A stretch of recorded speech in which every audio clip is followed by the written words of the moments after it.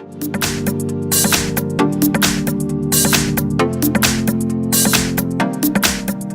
I've got Alcatel 5V, and let me show you how to perform a hard reset on the following device through the settings.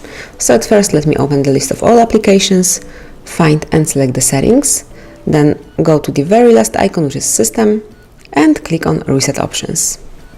Now go to Erase All Data, it's Factory Reset, and now come along with the notification, because this operation will erase all data from your phone's internal storage, including your Google account, system and app data and settings, downloaded apps, music, photos, and all other user data. If you truly want to do it, click on Reset Phone. Now you have to confirm it one more time, because this operation cannot be undone, so you have to be 100% sure that you want to perform it. If you do, tap on Erase Everything and wait a couple of seconds. As you can see, your Alcatel is wiping all the data, it's erasing all the files.